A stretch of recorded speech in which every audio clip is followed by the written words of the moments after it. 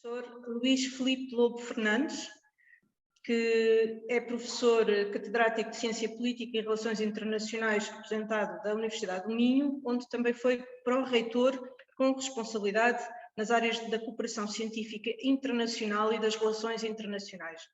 É titular da Cátedra Jean Monnet de Integração Política Europeia, atribuída pela União Europeia em concurso público mundial.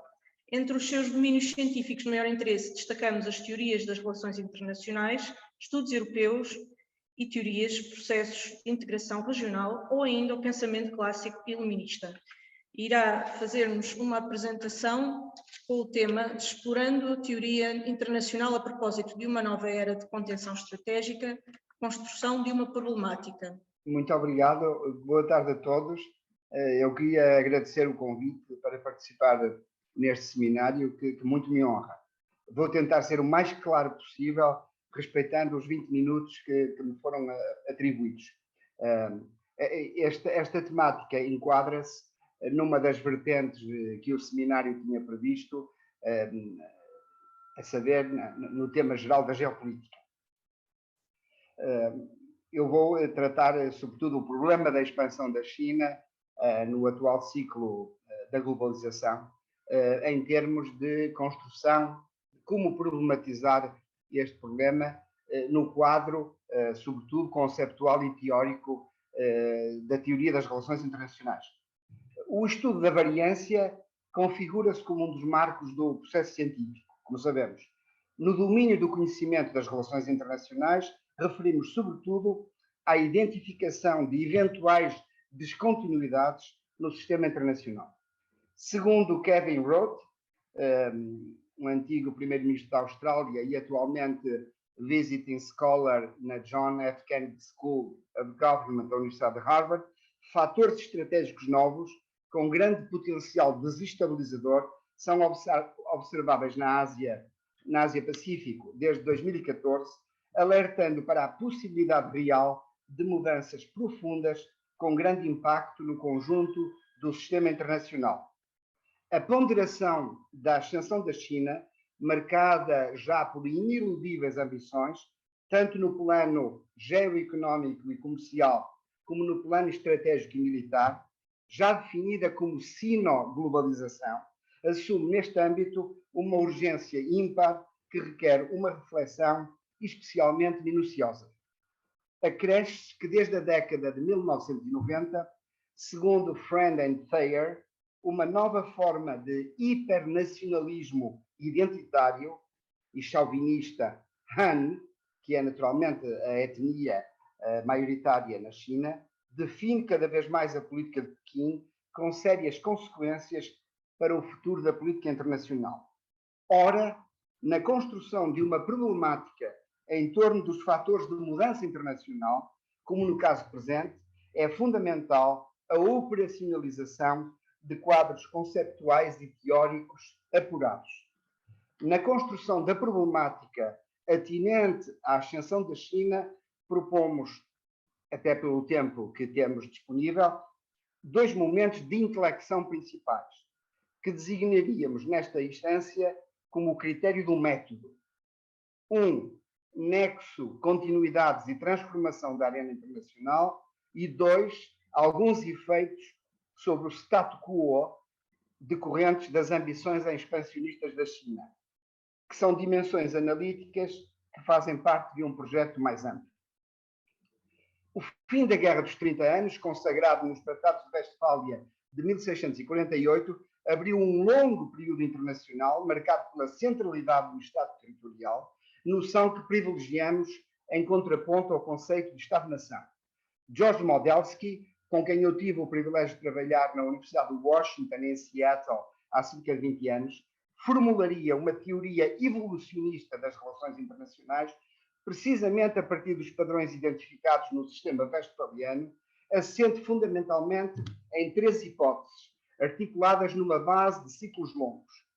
De notar que a modelação evolucionista de Modelsky é configurada inicialmente a partir do chamado ciclo de vida biológico, gênese, crescimento, maturidade, declínio e morte dos sistemas vivos, que tem também sido aplicado nos estudos de economia, nomeadamente em termos da chamada Product Life Cycle Theory, por exemplo. Quais são, pois, as hipóteses do modelo de Modelsky aqui simplificado? Primeiro ciclo longo, 500 anos em média, reporta-se a grandes formações sociais ou históricas, presentemente o moderno sistema de Estados. No período anterior, as formações históricas de referência eram sobretudo os impérios ou casos mais particulares como a Liga Hanseática. Deve assinalar-se, todavia, que no contexto do presente ciclo internacional coexistiram outros subtipos de comunidades políticas, tais como as confederações. Mas o que sugere mais especificamente esta hipótese de Modelsky? O tempo significativo, entretanto decorrido desde Westfália, cerca de 373 anos, sugere que o sistema histórico interestadual poderia ter entrado já na sua fase de declínio. Segundo ciclo longo, 100 anos em média, corresponde a fases de hegemonia ou de liderança internacional e tem particular relevância e interesse para o caso em apreço, para que aponta então a hipótese expressa no segundo ciclo de Modelsky. Implica a probabilidade de alterações ou mudanças periódicas no elemento hegemónico ou num dado arranjo hegemónico dentro do sistema internacional, suscitando o problema fundamental das transições hegemónicas. Acresce que nos sistemas internacionais, historicamente, as grandes potências, em função do seu poder relativo, detêm a responsabilidade primordial da liderança. Terceiro ciclo longo, 30 anos em média, reporta-se a fases específicas de política internacional, Guerra Fria, pós-Guerra Fria ou pós-pós-Guerra Fria, período este em curso que aparece designado, aliás, já como Nova Guerra Fria. Como aprofundar, pois, o desafio que a expansão da China representa, não só para os Estados Unidos, a potência liberal liderante no atual ciclo, mas também para a globalidade de um sistema internacional aberto. Proporia, pois, debruçarmos muito rapidamente sobre alguns cenários históricos de transição hegemónica. Segundo Graham Allison, da Universidade de Harvard, os Estados Unidos e a China poderão eventualmente evitar a confrontação bélica se atenderem a duas questões prévias. Primeiro, na atual trajetória, a guerra entre os dois é não só possível, mas muito mais real do que é reconhecido. Em rigor, ao subestimarem o perigo dessa eventualidade, os riscos aumentam. Segundo, a guerra não é necessariamente inevitável, na exata medida em que as grandes potências podem gerir, sem recurso à solução bélica, entre aspas, a relação com os principais rivais, mesmo perante sinais ameaçadores. Contudo, tal só se verificou em 4 das 16 situações escalpelizadas no estudo de Allison, que é um estudo de 2017, que eu tive, aliás, a oportunidade de elaborar uma recensão para a revista de Relações Internacionais do Instituto Português de Relações Internacionais. Com efeito, revela-se que em 12 desses 16 processos de desafio à estrutura prevalecente nas relações internacionais, o resultado foi a guerra, ou seja, em 75% dos casos. Não obstante a probabilidade de guerra em episódios similares ser elevada, Allison convida a refletir sobre os quatro períodos em que as resultantes não se traduziram em conflito aberto. Portugal e Espanha, nos finais do século XV, Tratado de Tordesilhas de 1484. Reino Unido e Estados Unidos no início do século XX, ou na transição dos séculos XIX para o século XX, ou o caso mais extremo e paradigmático do equilíbrio do terror na Guerra Fria, uma paz garantida pela chamada doutrina MED, Mutual Assured Destruction, ou ainda o cenário europeu pós-1990, plasmado no desafio complexo que a reunificação da Alemanha colocava, quer à França, quer ao Reino Unido.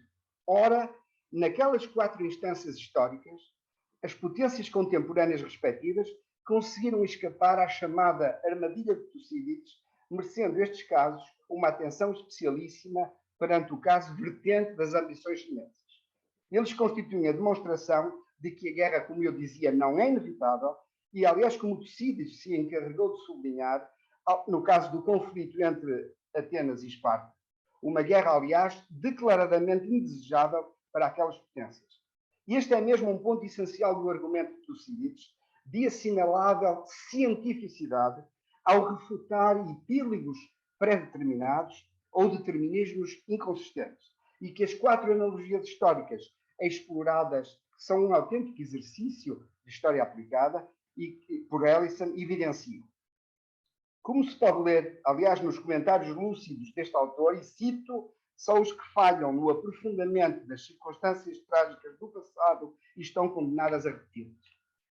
Ora, é justamente no estudo circunstanciado daquelas 16 instâncias históricas de grave stress estrutural, como o próprio Ellison as designa, que o seu trabalho é especialmente pungente para o atual ciclo internacional da globalização.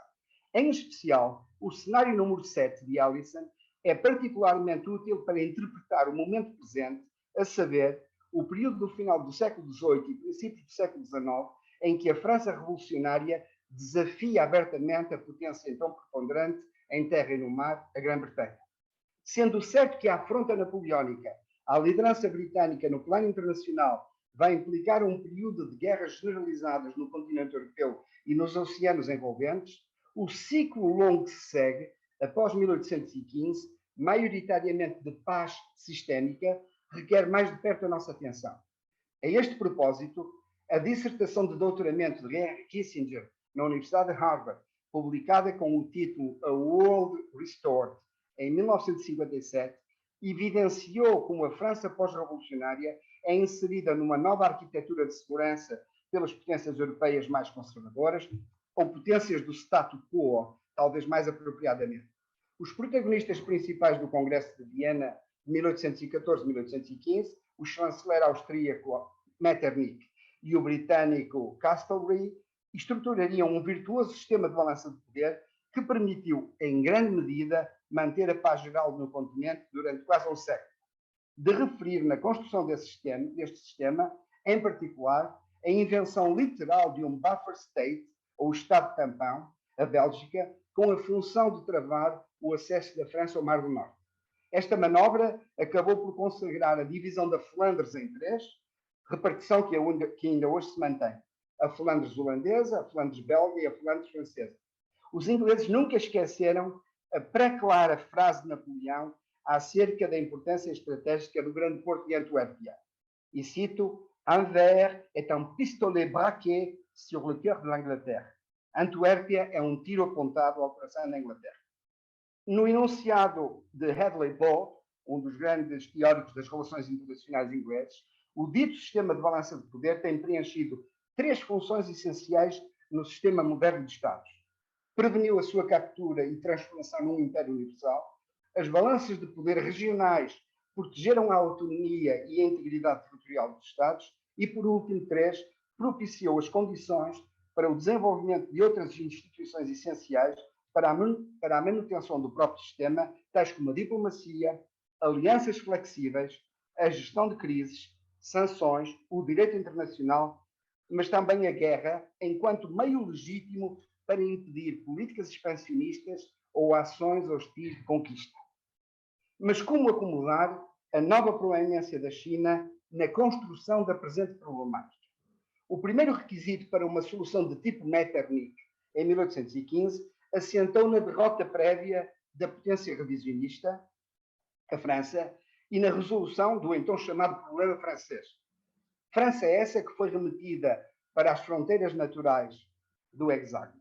Com efeito, foi unicamente após o desastre de Napoleão na Rússia, em 1812, que se propiciariam os desenvolvimentos diplomáticos ulteriores que levariam ao chamado Concerto de Viena.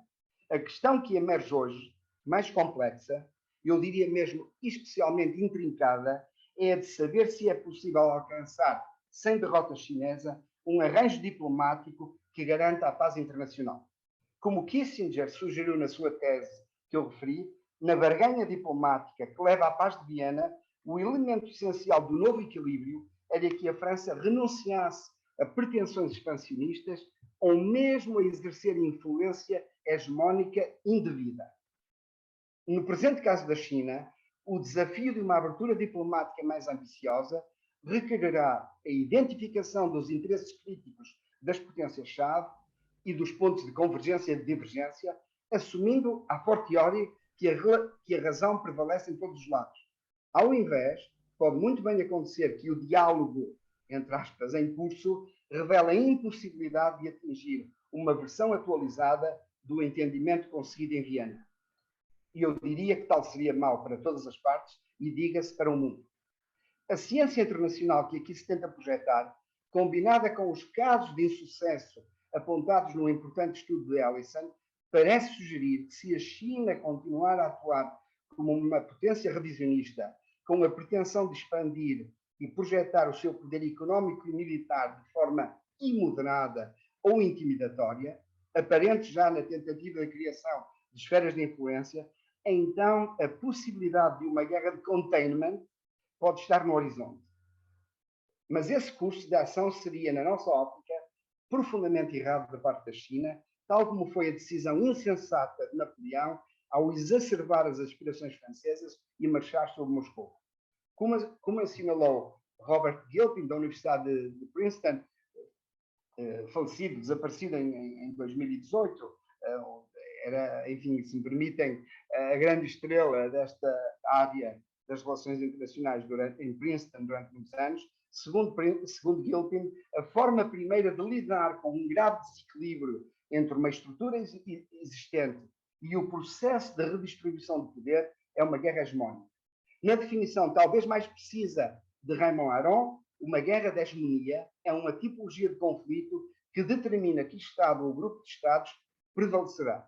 É este, pois, o teste último de mudança num sistema de potências, aferidor de uma eventual transição hegemónica, naturalmente considerando a natureza essencial do sistema das relações internacionais, que é um sistema fundamentalmente marcado, um sistema muito descentralizado, um sistema fundamentalmente anárquico, onde não há nenhuma entidade, enfim, que se sobreponha aos Estados. O que se poderá aduzir em face do atual problema chinês, para terminar. Numa Ásia crescentemente westphaliana, onde o jogo de interesses próprios é muito claro e muito visível, os Estados Unidos detêm ainda o papel-chave de balance, apesar de tudo. São, simultaneamente, o mais importante aliado do Japão e da Coreia do Sul, e diga-se de Taiwan, mas são também um parceiro da China, são o maior parceiro comercial da China. Uma situação histórica comparável àquela em que Bismarck, que detinha um sentido apuradíssimo do sistema de balança de poder, fez uma aliança com a Áustria, mitigada simultaneamente com um tratado com a Rússia. Paradoxalmente, foi essa ambiguidade construtiva, aliás, na conhecida expressão de Kissinger, que preservou a flexibilidade do equilíbrio europeu. Em contrapartida, seria o seu abandono que desencadearia uma sequência de confrontações que culminariam na Primeira Guerra Mundial. Reportamos, em especial, a continentalização da política externa de Londres, a partir de 1899, consumada na Entente Cordiale com a França, de 8 de abril de 1904, seguida, nos finais de 1907, da criação da Tríplice Entente, constituída pela Grã-Bretanha, a França e a Rússia, de modo a servir de contrapeso à já existente Tripla Aliança formada pela Alemanha, Áustria, Hungria e Itália. A lógica rígida de tais alianças tornaria especialmente difícil a possibilidade de travar a precipitação dos acontecimentos, como viria efetivamente a ocorrer em 1913 e 1914. Ora, perspectivando o caso em apreço da China, a deterioração e o agravamento descontrolado das relações sino-americanas poderia levar a que os dois Estados caíssem na armadilha de Tucídides, constituindo com grande probabilidade o catalisador de um conflito de larga escala. Uma breve conclusão para terminar. São já muito numerosos, especialmente reveladores, os elementos de evidência empírica que atestam, de uma forma ou de outra, o perfil expansionista e já não unicamente de emergência ou ascensão da China, no quadro da globalização. A formulação deliberada de uma estratégia designada de Belt and Road Initiative, articulada exclusivamente em função de um único centro de Pequim, inclui duas componentes, como sabemos. O cinturão, que se refere à via terrestre, aliás, em si mesmo uma noção dúbia e algo preocupante, e a rota referente à via marítima, configurando uma estratégia de expansão que equacionamos no quadro desta reflexão de vendedor realista, tenho que o reconhecer, em termos de neoimperialismo. Mas queria, em todo caso, dizer que provavelmente já há uma terceira rota, que é a rota polar. e que, enfim, e tendo naturalmente em mente as consequências do aquecimento global e deste desastre ambiental que estamos a testemunhar, essa questão da rota polar por parte da China não está, evidentemente, ausente. Na conhecida tipologia, mas regressando ao enunciado e à minha proposição de caracterizar este momento da emergência chinesa em termos neo-imperiais, na conhecida tipologia de Morgenthau, que foi também, enfim, talvez o principal teórico das relações internacionais no pós-guerra, plasmada numa concepção de poder como manifestação crítica da política internacional, esta hipótese teria correspondência na taxonomia de política do imperialismo, em contraposição à política do status quo ou mesmo à política de prestígio. Portanto, são três categorias em termos de política externa que o Morgenthau consolidou e, naturalmente, que quando pensamos, enfim, em caracterizar a política externa chinesa, naturalmente ela cabe mais dentro daquilo que o próprio Morgenthau definiu na taxonomia de política do imperialismo, política imperial. Os contornos de cariz neocolonial são, aliás, já manifestos em várias instâncias, desde a construção de apoios aéreos e navais no Mar do Sul da China e de bases e apoios navais no Kiribati, no Camboja, em Myanmar, no Paquistão, no Sri Lanka, no Djibouti e na Tanzânia, até o estabelecimento de posições comerciais de enorme alcance e mesmo de domínio económico em África, na América do Sul e talvez de forma mais inesperada na Europa. No plano geral da geopolítica atual e perante o novo cenário internacional em fluxo que aqui se tenta evidenciar, é aparente a preocupação por parte do subsistema ocidental face às orientações chinesas. Os novos desenvolvimentos consagram a China como o principal competidor estratégico e contribuem para dar expressão e conteúdo efetivos a uma nova fase da política internacional na modelação de Modelsky, que aqui operacionalizei, e que configuramos conceptualmente como uma nova era de contenção estratégica. No âmbito desta concepção evolucionista de Modelsky, que proporciona conceptualmente a organização e o enquadramento de fases internacionais relevantes, faríamos notar que decorreram efetivamente cerca de 30 anos, desde o início do período pós-Guerra Fria, em 1989-1990, sugerindo assim o advento de um novo ciclo de política internacional nesta fase da globalização, definido sobretudo pela ascensão da China. Poderíamos dizer que é o regresso da high politics a todo vapor. As lógicas perenes da chamada razão de Estado, ragion di Stato, um termo consagrado pelo grande intelectual renascentista italiano Francesco Guicciardini, aparentam, pois, continuar a definir a realidade internacional, marcada odiernamente pelas ambições hegemónicas de China. Estas eram as notas, naturalmente, que eu tentei condensar no tempo que me foi atribuído. Agradeço mais uma vez, enfim, o convite e espero que tenha sido suficientemente claro, enfim, com algumas provocações intelectuais de primeiro. Mais uma vez, muito obrigado.